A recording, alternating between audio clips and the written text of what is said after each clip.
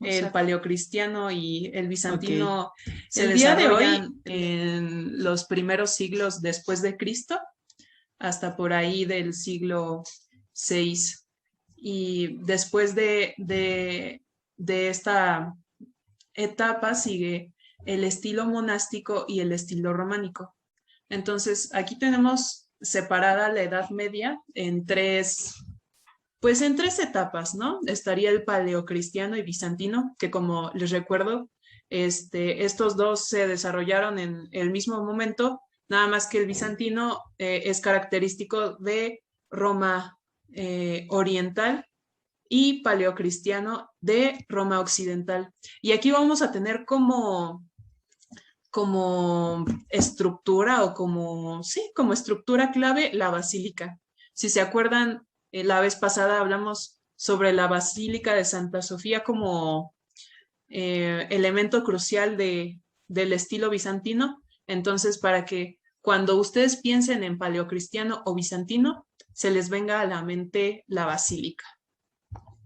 Ahorita vamos a ver un poco sobre el estilo románico, que no es lo mismo que romántico, hay que aclarar, porque luego se confunden mucho, ¿no? O sea, dicen, ay, qué romántico y no sé qué, y piensan que es justo el estilo romántico, pero no, el románico es otro estilo. Después hablaremos del romántico. Aquí vamos a ver el monasterio y la abadía, que el monasterio y la abadía son dos cosas diferentes. Hay personas que piensan que son sinónimos, pero en realidad no lo son. La abadía, bueno, primero, el monasterio es el conjunto en donde están los monjes, ¿no? Es como la construcción o incluso esta forma de vivir de los monjes en un espacio diferente de donde vive la gente laica. Y la abadía es como el monasterio, pero en grande. Es ya el monasterio en otro nivel y es ahí ya donde se rige por un abad y el abad tiene a su cargo tierras, ya hay tierras de por medio, ¿no? El monasterio es algo chiquito y ya cuando está creciendo el monasterio y todo eso, ya se vuelve abadía. Y bueno, tenemos por último en esta parte de la Edad Media el estilo gótico y aquí vamos a ver como característica principal la catedral. Entonces recordemos, paleocristiano, bizantino, basílica, románico, monasterio y gótico, catedral, para que los tengamos bien distinguidos y cuando hablemos de cada una de estos lugares, de estas estructuras, sepamos a qué época de la Edad Media nos estamos refiriendo. Ok. Ay. La fecha clave para hablar del estilo románico y del estilo, pues, monástico es a finales del siglo XI y a comienzos del siglo XII, para que también lo tengan bien anotado, ¿no? Esas fechas son en donde se desarrolla el estilo monástico. ¿Y qué sucede con el surgimiento de este nuevo estilo?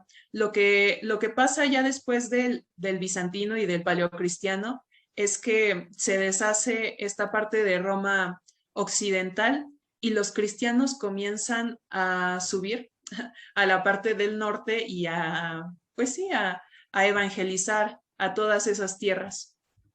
Y surge una fusión entre esta forma clásica del cristiano romano, que tiene pues esta parte de la razón, de la moderación y de la tranquilidad, y se mezcla con los pueblos bárbaros del norte, que tienen un espíritu avivado, que tienen energía y que tienen muchísima imaginación. Entonces, estas dos culturas se fusionan y es así como surge el estilo románico.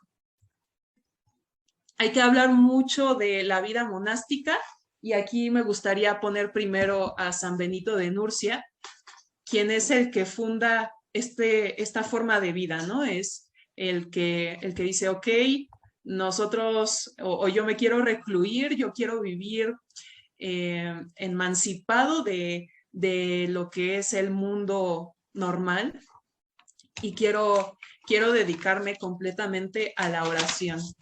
Entonces, San Benito hace estas reglas, las reglas para vivir en un monasterio, y es donde comienzan a llegar personas que también quieren vivir esta manera de vida, de recluirse y de tener como esta vida espiritual para siempre, ¿no? Están también los votos, que son, ay, no encuentro, son castidad, obediencia y pobreza. Algo que decían mucho, o bueno, algo que es muy característico de este estilo monástico es que pues no puedes tener nada. Algo que decían es que incluso no puedes llevarte ni una pluma, nada puede ser tuyo, o sea, todo tiene que ser para Dios. Y también está la autarquía, que es el vivir de manera autónoma y de no depender de ningún rey. O sea, ellos lo que decían era que tenían que tener independencia del César para dar todo a Dios. Entonces, se regían completamente por lo que había en el monasterio y también no podían salir del monasterio. Todo lo desarrollaban ahí, tenían ahí sus propios cultivos, ahí tenían su propio ganado, ahí hacían su propia ropa, no podían salir para nada. Incluso cuando morían, ni siquiera ahí podían salir. Los enterraban también en el monasterio, o sea que una vez entrabas al monasterio, te quedabas y morías en el monasterio. No conocían nada más que lo que había dentro, ¿no? Entonces es por eso que debían de tener construcciones o espacios muy específicos para tener todas estas necesidades, tanto corporales como espirituales, porque tenemos que tener en cuenta que todo se regía por esta parte espiritual. A ver. Y ahí es donde entra esta parte del monasterio como un mundo miniatura, ¿no? Me gusta mucho este símil que hacen de que sí, era un mundito chiquito. Primero, era un lugar de peregrinaje, era donde llegaban los peregrinos a venerar las reliquias de algunos santos que estaban ahí en los templos. Entonces, siempre tenían a peregrinos que llegaban continuamente a estos monasterios. También era una fuerte artesanal y agrícola de la región, muy importante, ¿no? Como ellos también producían su propia comida y sus propias fuentes artesanales, pues también podían ofrecer todos estos productos a la región. Era una sede de cultura y conocimiento. Donde encontrabas la cultura y donde encontrabas todo el conocimiento era en el monasterio, porque ahí estaban las bibliotecas, las escuelas y los hospitales. Y pues ahí es donde se recopilan o donde se tuvieron todos los libros que estaban en esa época. Entonces también tenerlo en cuenta, ¿no? Que cuando hablamos de cultura en la Edad Media, nos podemos ir al monasterio. Ay, esperen, es que esto está difícil de... Ah, ya. Y esto está lindo. Dentro de la abadía o el monasterio podemos encontrar esta parte del templo, o aquí está señalado como la iglesia. Y aquí me gusta hacer como el símil que el templo es el alma del monasterio, porque es ahí donde se realizaban todos los ejercicios piadosos pues sí, para los monjes que habitaban ahí. Ahí rezaban, ahí tenían sus celebraciones, ahí así hacían toda su vida espiritual. Entonces el templo era el alma completamente. Y al lado estaba el claustro, que es el corazón del monasterio, que es en donde ya pues sucedían más cosas, ¿no? Aparte de lo espiritual, ahí ya comían, ahí ya dormían, ahí ya producían todo. Entonces también tener como diferenciadas estas dos partes, ¿no? O sea, que sí estaba esta parte espiritual, pero también estaba esta parte como de cosas humanas. Ahora vamos a hablar de de la estructura del edificio más importante de este periodo monástico románico, que es la abadía de Cluny. Es la abadía más grande en todo el mundo. Actualmente no está completa porque en tiempo de revolución está situado en Francia, Cluny. Pues lo saquearon, lo rompieron, lo destruyeron, lo quemaron. Entonces, solo está una mínima parte de todo lo que fue Cluny, pero de verdad, si ustedes ven, bueno, ahorita vamos a ver reconstrucciones, era una cosa colosal, o sea, era una cosa gigante. Y cuando quieran referirse a estilo románico, eh, mencionen siempre Cluny o tengan a la abadía Cluny presente. Aquí podemos ver la estructura gigantesca de lo que era Cluny. Incluso era más grande que algunos reinos de esa época. Se fue construyendo poco a poco porque la gente llegaba, o sea, había monjes que llegaban así en masas, entonces pues ya no había lugares y tenían que construir y construir y construir. Es por eso que no se ve como tan organizado, así como tan rectangular, por así decirlo, pero, pero sí, o sea, tenemos, por ejemplo, aquí lo que es la parte de la iglesia, que la iglesia también era una estructura gigante. Digo, aquí no se ve completamente, pero eh, esta parte, por ejemplo, tenía alrededor de 140 metros, entonces imagínense la estructura gigantesca que se veía. Tenían 3 claustros. Los claustros es donde viven los monjes. Tenía este claustro de noviciado, pues para los novicios, o sea, para la gente que apenas estaba viendo el hacerse monje. Tenía esta hospedería, que es la parte en donde llegaban los peregrinos a después venerar las reliquias. Aquí estaba el claustro de monjes, así normal. Y estaba también esta parte de enfermería, que también era una especie de claustro. Aquí es donde estaba la gente enferma o la gente que ya estaba muy viejita y que estaba cercana a morir. Es por eso que la enfermería está cerca del cementerio, o sea que todo más práctico, ¿no? También, o sea, tenían letrinas, sala de oficios, algo que también muy importante, tenían su sala capitular, porque pues en abadías tan grandes como la de Cluny tenían que tomar decisiones, entonces también tenían como su sala de reuniones para tomar decisiones. Tenían sus talleres y sus establos, porque como les dije en un principio, pues ellos creaban todo.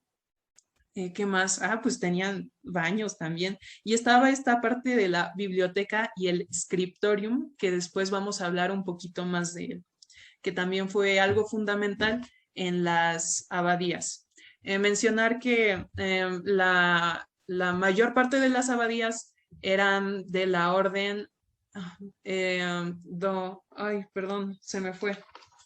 Bueno, ahí si alguien me ayuda o ahorita me acuerdo.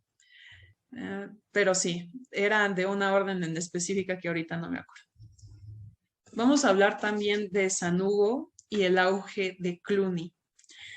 San Hugo llega en el año 1049 pues sí, a ser abad de Cluny, o sea, tenía como en su cargo todo lo que es Cluny. Sí, muchas gracias, Astrid. La orden benedictina es donde, ajá, sí, de San Denis. Sí, pues sí, tiene mucha, mucha coherencia, ¿no? Sí, era ellos los que tenían las abadías. Bueno, San Hugo llega a Cluny y dice, ok, voy a hacer que esto crezca en grande, y comienza a hablar con monasterios. Ya les dije que los monasterios pues eran pues estructuras más chiquitas, ¿no? monasterios independientes y llegaba con ellos y les decía, oye, pues jálate acá a Cluny. Cluny está grandote, tiene un buen de terreno, tiene gente que lo apoya, entonces, pues ven, jálate y ya hacemos más grande Cluny. Y un buen de monasterios jalaban y también invitaba a más personas, a gente laica que se uniera al monasterio. Entonces, creció muchísimo en este tiempo en el cual estuvo San Hugo, que estuvo un buen de tiempo, o sea, estuvo 60 años gobernando Cluny, o sea, tuvo una vida muy, muy larga, este santo. Y bueno, como Cluny recibía muchísimos donativos de cualquier tipo, o sea, no es como que nada más la gente rica o los reyes eh, dieran donaciones a esta abadía, sino que también cualquier peregrino, aunque fuera muy, o sea, que tuviera muy pocos recursos, daba. Comenzaron a juntar dinero y San Hugo, Hugo de Semur o San Hugo de Cluny, le dijo al arquitecto Acelo que pues hicieran esto más grande, ¿no? Más colosal, porque sí, quería que la abadía de Cluny fuera la abadía más grande en todo el mundo, que sí lo logró, ¿no? Entonces, pues en el año 1088 comienzan esta estructura que se llama Cluny 3, que es toda la que vimos anteriormente, porque antes supongamos que nada más estaba esta parte. Entonces hizo toda esta, o sea, toda esta estructura gigantesca en 20 años. Se construyó rapidísimo y les digo que también se construía de manera muy rápida por la cantidad de gente que quería llegar a, a vivir a Cluny. De hecho, se dice que no había en la jerarquía eclesiástica alguien más alto, ¿no? O sea, estaba el Papa y después estaba él, de lo importante que era Cluny para toda Europa en ese momento. Entonces, también veamos la importancia y el papel que tenía en la vida, pues sí, de ese momento, Cluny. Igual, también los abades y esta, pues sí, Cluny servía como intermediario entre reyes y pues toda esta parte cristiana, ¿no? Incluso llegaron a hacer pactos como de paz gracias a que San Hugo era intermediario y del poder que tenía Cluny. Y también estaba a la par de muchos reinos, como ya lo había mencionado. Entonces, era una estructura gigante y muy, muy importante. También en este tiempo estuvo Urbano II, quien estuvo también en esta parte de Cluny, estuvo un tiempo en Cluny y después se hizo papa. Y pues también en ese momento en el cual hicieron esta parte de Cluny 3, y fueron ahí el papa a bendecir pues toda la abadía. Y un dato curioso es que también el Papa Urbano después eh, va o decreta las primeras cruzadas, ¿no? Muy bien. Es importante mencionar que dentro de las reglas benedictinas no había ninguna regla o no había un patrón en específico para hacer las abadías o los monasterios, pero aún así eran muy rigurosos, aunque no estuvieran dentro de las reglas. Respetaban o seguían más o menos la estructura que tiene Cluny y que ya les había mencionado acá, por ejemplo. Esta es como la estructura normal, ¿no? Que tengan el templo y que al lado tenga el claustro, para que también lo identifiquen, que siempre eran de esta manera, aunque no tuvieran como un patrón bien definido en algún libro. Y sí, normalmente los días normales pasaban del claustro a la iglesia normal. y cuando eran fiestas así más grandes, pues salían de esta parte y hacían toda como una peregrinacioncita.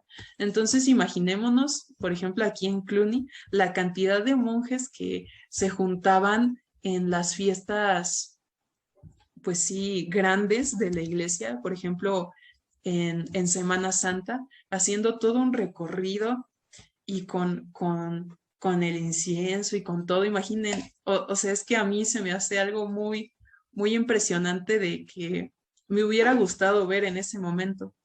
Y no puse acá una imagen, pero normalmente aquí había una división adentro, donde dividía a los monjes y a la gente laica, a la gente normal que iba a las peregrinaciones para que no tuvieran contacto. Y otra de las cosas que hay que mencionar del estilo románico, que ya después en la próxima sesión vamos a hablar más a detalle sobre eso, sobre la arquitectura, es que lo exterior era muy sencillo. Como ven aquí, pues no tenía muchos adornos y todo se concentraba en la parte interior porque se asemejaba mucho a la forma de pensar de los monjes, ¿no? O sea, todo el pensamiento y la espiritualidad era interior, no era exterior, porque ellos no querían tener contacto con lo mundano. Ok. Bueno, vamos a hablar ahora sobre la pintura, que también es algo interesante de ver en esta época porque tenemos dos corrientes que son muy contrastantes. Tenemos esta parte de las miniaturas, que son estas que se escribían o más bien se dibujaban y pintaban en los libros, y tenemos su contraparte, que son los frescos y los murales que se hacían en las iglesias, que estas sí eran gigantescas. Entonces tenemos cosas muy chiquitas, pero también tenemos pinturas muy, muy grandes. Vamos a hablar ahora sí del scriptorium. Aquí puse una imagencita de la película En el nombre de la rosa. No sé si lo han visto, pero ahí más o menos explican o ilustran muy bien cómo era la vida monástica. Y aquí está su scriptorum, que es donde hacían todas estas transcripciones de libros en, en el monasterio, ¿no? Entonces aquí vemos a los monjes allí muy trabajadores, transcribiendo y pintando, porque pues en ese momento no había impresoras, no había imprenta, todo tenía que ser a mano y era un trabajo que era exclusivo para los monjes. Al comienzo de esta práctica, pues era muy, muy básica, ¿no? Era nada más escribir y adornar tantito las primeras letras, ¿no? Como aquí se ve, que están adornando como la A y todo eso. Pero después, pues los humanos son creativos y son expresivos por naturaleza. Comenzaron a realizar decoraciones más elaboradas, porque también me gusta hacer como un símil de que, bueno, no sé si sea símil, pero lo que tenían de austero en su vida diaria los monjes, eh, o sea, tenían una vida muy austera, pero era contrario a todos los adornos que transmitían en estos libros. Aquí era como una parte para que ellos pudieran desarrollar pues todo, pues sí, más o menos, o sea, desquitaban toda esa creatividad que tenían en esta parte de transcribir, y también lo podemos ver en la música, también lo vamos a ver después en una sesión con los tropos y con las secuencias. Los tropos eran, hagan de cuenta que estaba como la parte normal del santo, por ejemplo, el santo que nosotros normalmente cantamos, pero en canto gregoriano, y no podían tocar el santo ningún canto gregoriano porque eso venía del Espíritu Santo. Entonces, antes de cada santo, agregaban textos adornados para ellos poder dar pie a sus composiciones, ¿no? O a esta parte de querer componer. Lo mismo pasaba con estos manuscritos o estas réplicas. Cualquier espacio blanco era un momento de expresión, un espacio en donde ellos podían crear y pintar lo que ellos querían. Entonces, como se comenzaron a especializar y a hacer esto más desarrollado, surgen el miniator, que era el especialista en hacer como las miniaturas o como estas imagencitas, a ver, no puedo regresar. Sí, estos pasajitos. Y también está el rubricator, que es el que se especializa más bien en las letras. Entonces, para que también lo tengan bien dividido. Aquí podemos ver, por ejemplo, uno que es del siglo XII y está representando la consagración de la iglesia por el Papa Urbano. Está aquí representando Cluny. Entonces está muy interesante porque podemos ver más o menos cómo es que era la vida ahí, ¿no? Y al Papa Urbano y ver cómo eran las asambleas y cómo eran las ceremonias ahí. Tenemos otros, estos me encantan, digo, o sea, tú los ves y estallas, ¿no? O sea, por lo menos yo me podría pasar mm, horas o un buen de tiempo viéndolos porque son colores muy vívidos, son colores muy, muy bonitos y también son creaciones pues muy espectaculares, ¿no? O sea, y creo que ahí es donde desmentimos esta parte de que la Edad Media fue puro oscurantismo y que no hubo proceso ni nada por el estilo. O sea, sí hubo gente creativa y sí hubo pues bastante cosas que surgieron, ¿no? Este es un libro de las horas. Para los que no sepan qué son un libro de las horas o liturgia de las horas, eh, pues son salmos o son oraciones que se tienen para cada día y era algo también muy característico de, de esta vida monástica, que cada hora tenían que rezar algo en específico. Ahorita también se hace, pero, pero, pero ya de manera un tanto diferente. Luego tenemos este manuscrito iluminado. Este es de Francia. Y esto fue del 1914, que también está bellísimo. O sea, podemos hacerle zoom. Bueno, aquí no se puede hacer zoom, pero o sea, la cantidad de detalles que tiene es increíble.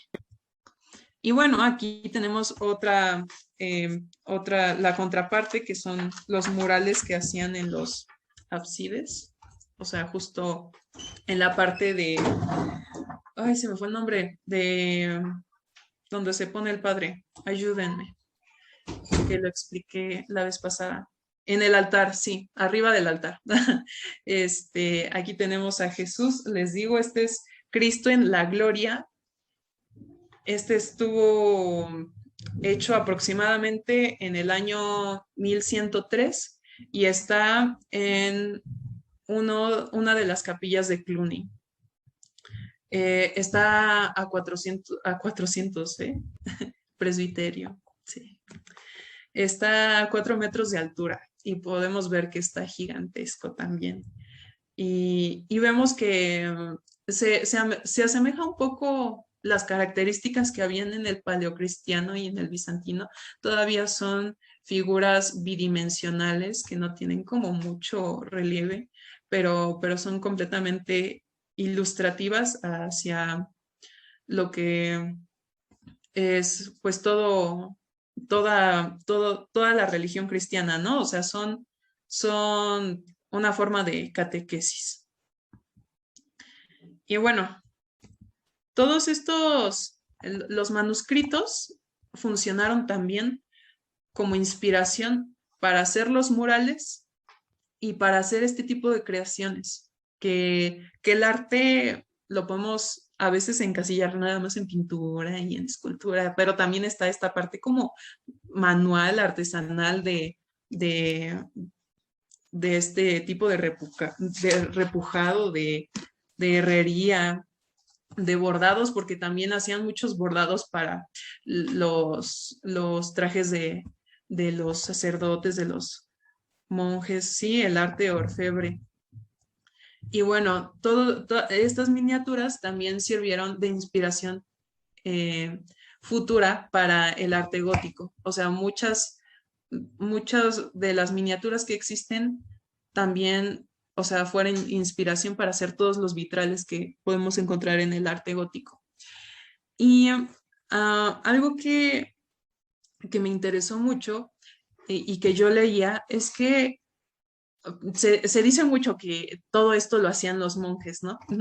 Y que, pues sí, los autores son como los monjes, pero que en realidad no tenemos certeza si ellos realmente hicieron todo. O sea, que probablemente eh, pudieron haber contratado también artesanos, no monjes, para hacer algunas de estas creaciones y que a veces, pues ellos pudieron haber sido como, sí, partícipes de la idea y supervisores de la creación, pero no tanto los creadores, ¿no? O sea, puede que algunos sí fueran creados por los monjes, pero puede que algunas otras creaciones no fueran hechas por los monjes, ya que como sabemos, en este momento no había como tal firmas de autores. Las firmas comienzan a surgir ya más adelante, porque todo lo creado era para Dios, ¿no? O sea, no era como que se buscara tanto el decirse autor, porque todo se hacía para Dios. Y bueno, aquí sí me gustaría concluir leyendo algo rápido, porque ya me fui mucho de tiempo, pero sí me gustaría leérselos, porque creo que concluye bastante bien lo que es esta parte del arte monástico. Y es un texto de Teófilo y escribe sobre las diversas artes de su época. Dice, con confianza nos habéis encargado de la casa, perdón, con confianza os habéis encargado de la casa de Dios.